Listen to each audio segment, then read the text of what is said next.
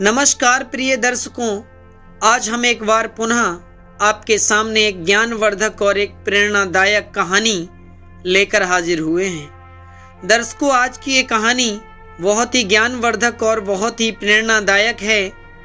आज की इस कहानी में आपको ये जानने को मिलेगा कि भगवान गणेश की पूजा में तुलसी क्यों नहीं चढ़ाई जाती है और क्यों जरूरी है तुलसी माता की पूजा।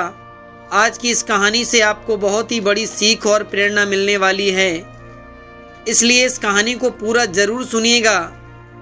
भूलकर भी मत चढ़ाना गणेश जी को तुलसी। गणेश जी की पूजा में ये विशेष ध्यान रखें कि गणेश जी की पूजा में तुलसी बिल्कुल भी ना चढ़ाई जाए, क्योंकि एक पौराणिक कथा के अनुसार गणेश जी और तुलसी जी ने एक दूसरे को श्राप दे दिया था। तभी से गणेश भगवान की पूजा में तुलसी का प्रयोग नहीं किया जाता है। गणेश जी को तुलसी नहीं चढ़ाने की पौराणिक कथा इस प्रकार है। प्राचीन समय की बात है, श्री गणेश जी गंगा जी के तट पर भगवान विष्णु के घोर तप में लीन थे। गले पर सुंदर माला और शरीर पर चंदन लिपटा हुआ था और वह रत्न जड़ित सिंहासन पर विराजमान थे। उनके मुख पर सूर्य सा तेज चमक रहा था। वह बहुत ही आकर्षण पैदा कर रहे थे। इस तेज को धर्मात्मक की कन्या तुलसी ने देखा और वह गणेश जी पर मोहित हो गई। तुलसी स्वयं भी भगवान विष्णु की परम भक्त थी। तुलसी जी को लगा कि ये मोहित करने वाले दर्शन भगवान की इच्छा से ही हुए हैं। तुलसी जी ने गणेश जी से विवाह करने की इच्छा प्रकट की, किंतु गणेश जी ने कहा कि वह ब्रह्मचर्य का जीवन व्यतीत कर रहे हैं, इसलिए वह विवाह के बारे में अभी बिल्कुल भी नहीं सोच सकते।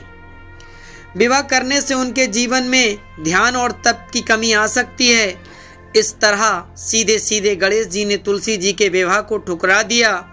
तुलसी जी ये सहन नहीं कर सकी और क्रोध में आकर उन्होंने गणेश जी को श्राप दे दिया कि तुम्हारी शादी तो अवश्य होगी और वो भी तुम्हारी इच्छा के बगैर। अब ऐसे वचन सुनकर गणेश जी भी चुप बैठने वाले नहीं थे। उन्होंने भी तुलसी जी को श्राप दे दिया कि तुम्हारी शादी एक दैत्य के साथ होगी। ये सुनकर तुलसी को अत्यंत दुख और पश्चाताप हुआ। तुलसी ने गणेश जी से क्षमा मांग ली।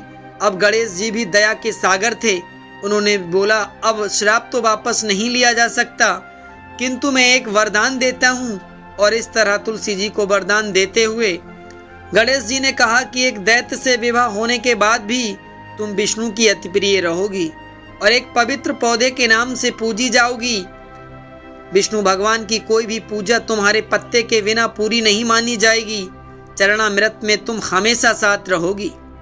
मरने वाला यदि तुम्हारे पत्ते मुंह में डाल लेगा तो उसे बैकुंठ धाम की प्राप्ति हो जाएगी। तुलसी का इतिहास पौराणिक कथाओं से जुड़ा है। पौराणिक काल में एक लड़की थी जिसका नाम वृंदा था। उसका जन्म राक्षस कुल में हुआ था।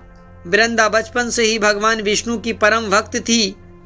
बड़े ही प्रेम से भगवान की पूजा किया करती थी। जब वह बड़ी हुई तो उसका विवाह राक्षस कुल में दानव राज जलंधर से हो गया। जलंधर समुद्र से उत्पन्न हुआ था।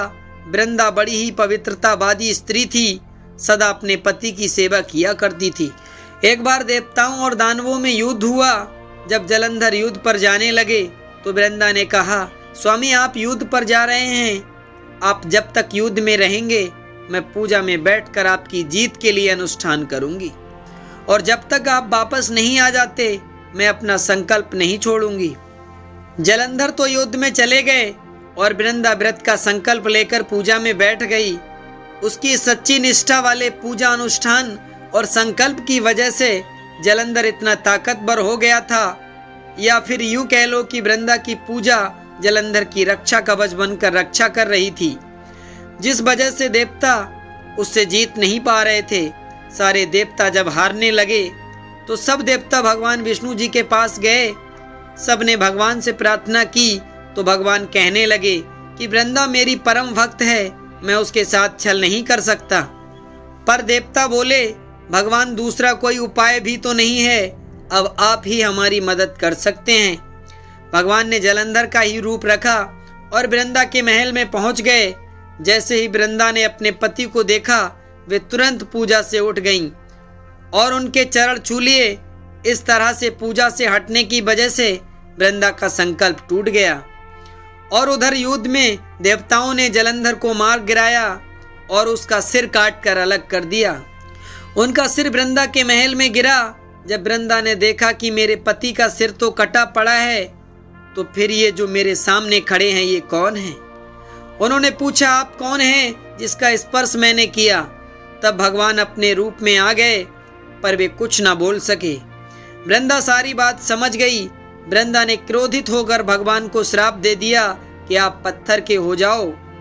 भगवान तुरंत पत्थर के हो गए। सभी देवता हाहाकार करने लगे। लक्ष्मी जी रोने लगीं और प्रार्थना करने लगीं। तब जाकर वृंदा जी ने भगवान को वापस वैसा ही कर दिया और अपने पति का सिर लेकर वे सती हो गईं। उनकी राख से एक पौधा निकला। तब भगवान विष्णु जी ने कहा, आज से इनका नाम तुलसी है और मेरा एक रूप इस पत्थर के रूप में रहेगा, जिसे शालिग्राम के नाम से तुलसी जी के साथ ही पूजा जाएगा और मैं बिना तुलसी जी के प्रसाद स्वीकार नहीं करूंगा। तब से सभी लोग तुलसी जी की पूजा करने लगे और तुलसी जी का विवाह शालिग्राम जी के साथ कार्तिक मास में किया जाता है। देवउठनी एकादशी के दिन इसे तुलसी विवाह के रूप में मनाया जाता है।